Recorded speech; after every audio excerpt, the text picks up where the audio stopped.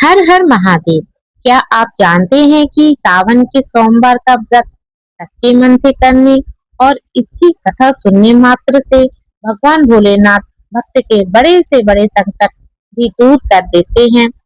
आज मैं आपको सोमवार व्रत की ऐसी पावन कथा सुनाने जा रही हूँ जिसे सुनने से मनोकामनाएं पूर्ण होती हैं और शिव जी की विशेष कृपा प्राप्त होती है। इसलिए कथा को अंत तक श्रद्धा से अवश्य सुने और बीच में एक बार ओम नमः शिवाय जरूर बोलें।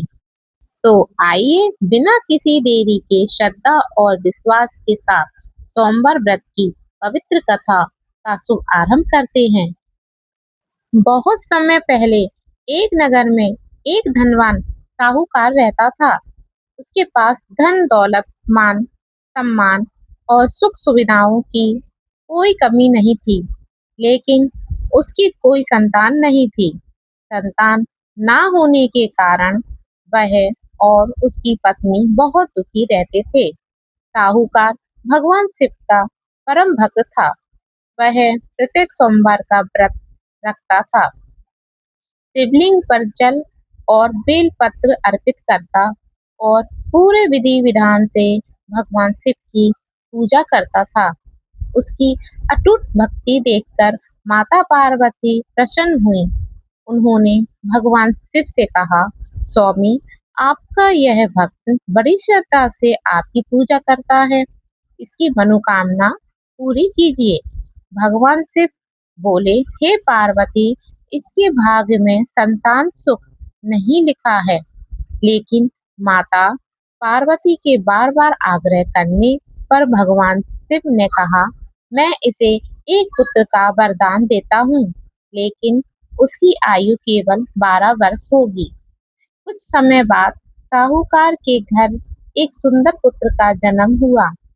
पूरे घर में खुशियां छा गईं, लेकिन साहूकार को भगवान शिव की कही बात याद थी, इसलिए वह भीतर ही भीतर चिंतित रहता था।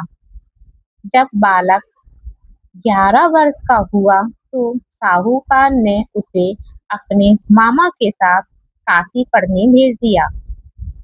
जाते समय उसने कहा कि रास्ते में जहाँ भी यज्ञ पूजा या जरूरतमंद लोग मिले, वहाँ दान पुण्य अवश्य करना।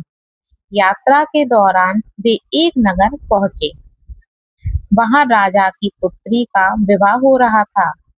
जिस राजकुमार ने विवाह होना था जिस राजकुमार से विवाह होना था, उसकी एक आंख में दोष था। राजा नहीं चाहता था कि यह बात सबको पता चले। उसने सुंदर और तेजस्वी साहूकार के पुत्र से कुछ समय के लिए दूल्हा बनने का आग्रह किया।